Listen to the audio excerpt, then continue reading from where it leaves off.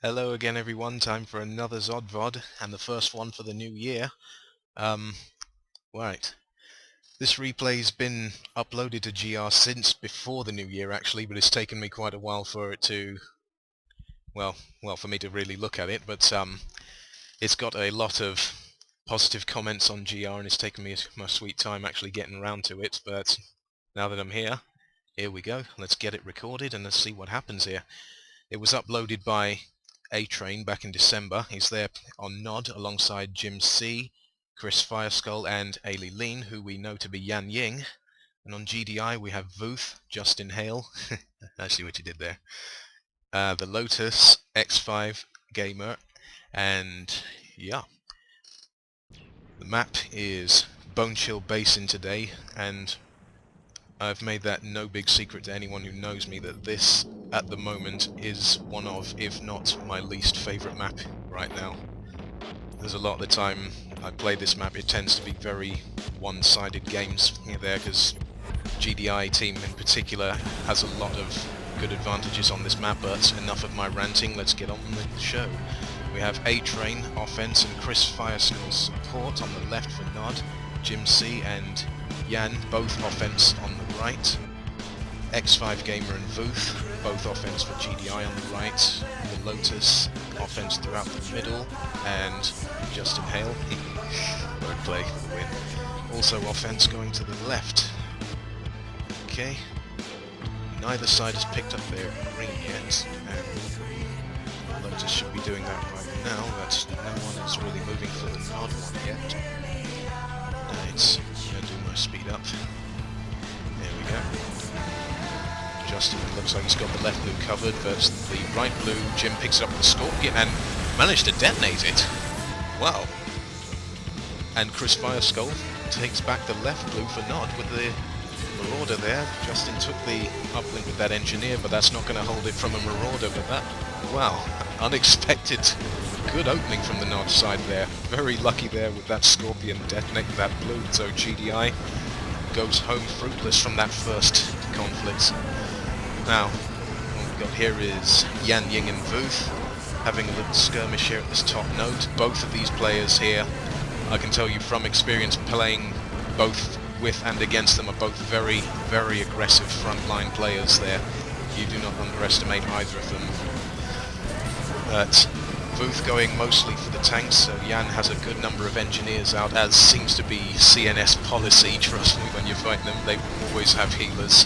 They will always try and keep themselves alive, and they do a very damn good job of that, I have to tell you that. But Vuth reaches tier 2 first, and that's going to be bad news for Yan's tanks, as if she wasn't having enough trouble getting them out as it was, but now with that crawler firing away at them as well, it's going to make the job even more difficult. Though Chris Fireskull has also reached tier 2 now and is getting out some Vertigo bombers along with some Scalpels, which should probably be in the middle helping out A-Train there, because his tank force is also getting rather badly decimated there by all those hunters from X5 and Lotus. Jim as well, not having much luck building up his numbers either, but he's bringing out the Commando, a good choice there, because that is the unit that will bring down the hunters' numbers even if you don't have to kill them, as long as you can keep that Commando alive. But A-Train loses that crawler, gets completely outmassed there. Jim's Commando does lose his legs, and he's trying to take that hunter. He manages to do that and get it right out, back into the middle of the skirmish. No, down he goes. Did the little glitch there that the Commando and Hijackers sometimes do when you kill the unit they're in. They sometimes reappear where they hijacked the unit instead of where the unit died. But now that the Nod players are pretty much removed from the middle, GDI is free to assume control of the blues, which they have done. Their forces are covering both of them right now. Yan seems to have lost that fight with Vuth over there, so Crawler is no longer there, but Jimmy now makes the change to defense to take her place there, and Vuth getting out the shockwaves, quite appropriate choice there against a defense with those flame columns, but Yan's Commando is still in there and steals that hunter. And A-Train and Chris now grouping together. They're going to want to take these nodes back. They did have them before, but X5 took them back with the hunters. There's one hunter at least. Oh no, there's a second one. And Chris Fireskull making a move to take the nodes back. Or There's none. Okay. And A-Train's still trying to build up numbers in the middle. You're not going to be able to get a good sized force amongst two offense armies. That's not going to happen. He's decommissioning, but no, 100 points goes to the GDI side. He did not decommission that quickly enough. Booth does manage to decom here quickly in time, and he has tier 3 now, that first Mastodon coming out. Lotus just surviving by the skin of his teeth there. And getting out his engineers now to get himself back into shape again. That commando going up there to destroy the turrets. Does he have C4? He does not have C4 yet.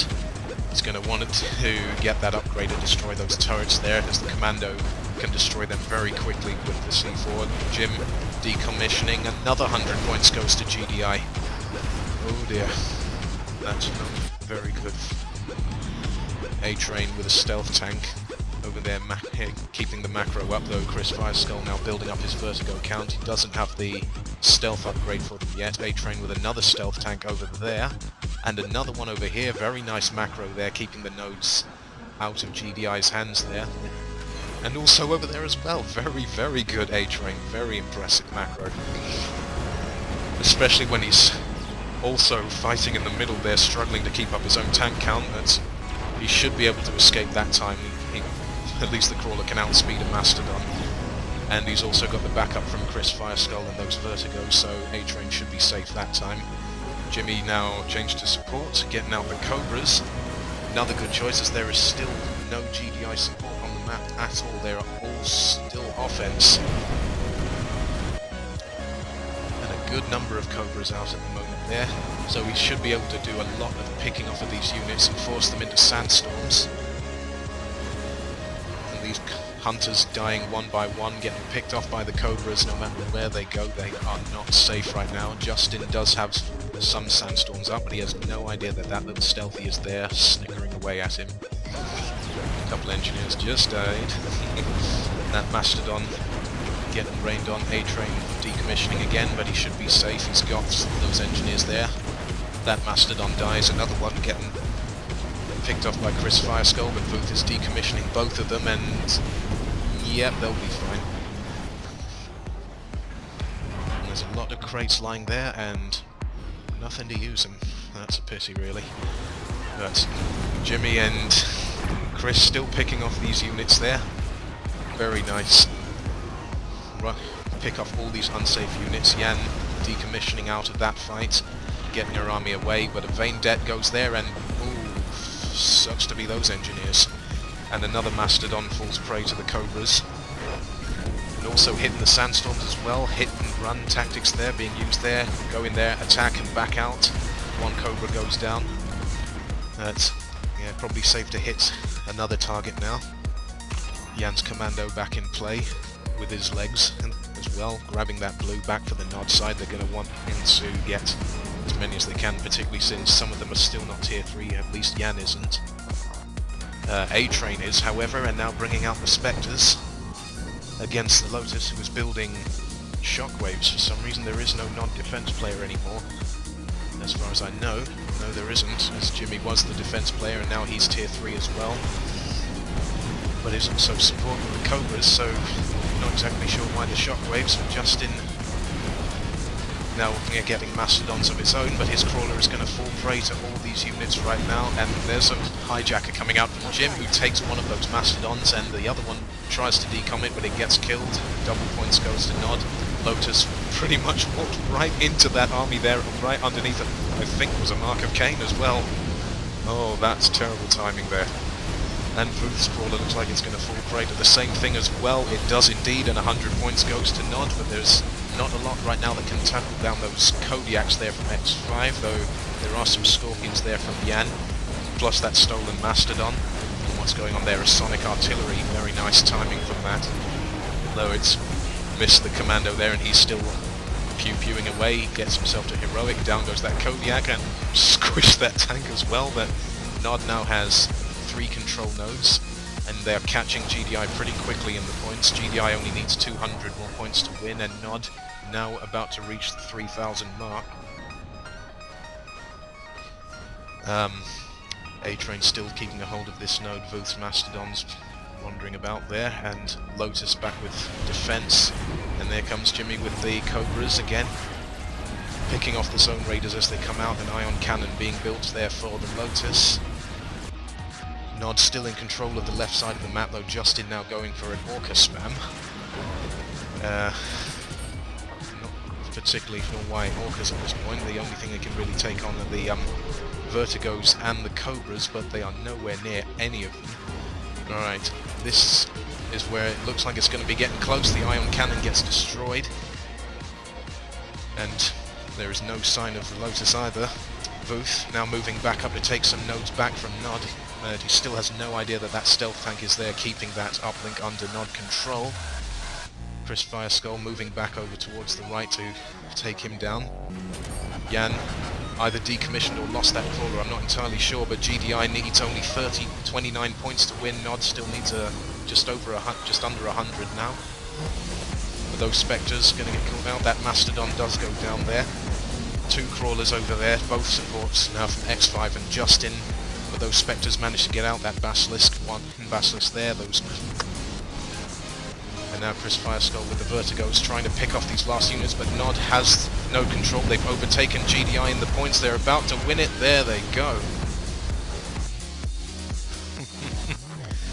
With 1 point difference.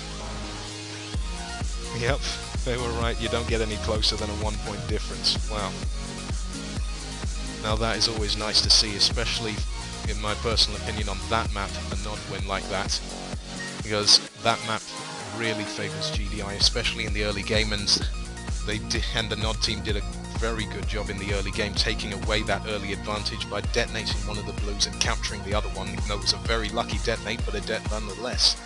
And then GDI capitalised on their early advantages despite Nod being slightly ahead in Tib, and managing to get both the blues back for the huge majority of the game, and keeping Nod behind on the Tib. They reached tier 3 long before most of the Nod team did, and kept up the fight, overtook them again in points, but some very, very nice macro there from A-Train. I'm very impressed with the use of the stealth tanks there, and also good frontline holding from the rest of the team, as well as all of the GDI players. That was extremely well played there from all of them. And now onto the stats. The most crawlers killed. Well, not a lot of crawlers killed throughout the whole thing, with Jimmy and Chris for Nod killing 3 and X5 also killing 3. 2 going to Vuth and Justin, and Lotus, A-Train and Jan all killing 1. And Chris Fireskull, the only player to have not lost his original crawler in that game, so nice keeping that 1 crawler preserved. And onto the units killed and lost. X5 killing 95 units, Jimmy killing 94, although X5 only lost 55 while Jim lost 57, so very close kill deaths there, but X5 just being slightly ahead thanks to the 1 more kill and 2 less losses. And the least units lost goes to Chris Fireskull, who did a good job keeping those Vertigos in the fights. There were not a lot of times where those Vertigos were really threatened. Even when the Orcas came out from Justin, they never really went after the Vertigos, but then with the stealth, they were pretty well kept in that fight. So that's good use of them from Chris.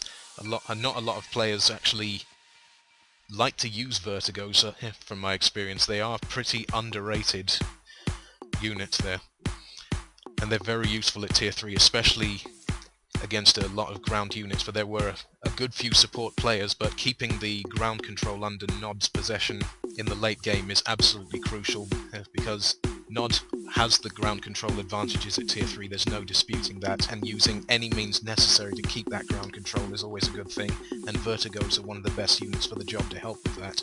So very nice there from Chris Fireskull, and also very nice from him with the tibbing as well, with the Marauders there, keeping them in play, and also A-Train was on the green for the most part. It was a bit of a pity that there were no early GDI supports to stop them, but then if they had, this game would not have been as close as it was, I reckon, because with the GDI support powers, it would have made it a lot difficult for the Nod green to be captured, as there's quite a bit of a gap between the green and the deploy zone, plus the nod turrets don't really have a lot of use against massive hunters should they choose to just charge straight in there, because I know a lot of players who will do that, and there wasn't really a lot of that going on in that game, so very nice keeping the green under their possession and using that to keep themselves in the fight, get them up to tier 3 and eventually fight back and take that win. Best kill-death ratio, back to what I was doing, going to Chris Fireskull, who just beat X5 Gamer by a slight margin. Jimmy also taking a good KD.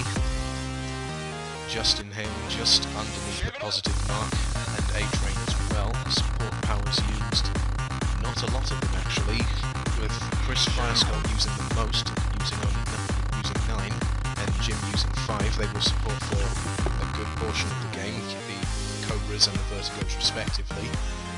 And X5 and Justin with only one use of a support power each from both of them, one of them being a Sonic Artillery I did see, so they were saving up the points and not using status reboots or system restore, whichever it is. I keep mixing it up with the spanner ability and also the Sonic Artillery, so there were no uses of overkill or spy drones or any of the nice little cheap powers that GDI has. I did see one mark of Kane going there. I don't know who used it, but it was very well timed in the middle there, managing to kill off huge GDI armies, including 3 crawlers there, so that was very, very useful mark of Kane. And, well, there we go. I'm going to wrap it up with that. So, ZodVoD number 4 completed, and I'll be seeing you guys around soon with another one, whenever we get round to it. So, leave your comments on GR. I look forward to seeing them. See you all around.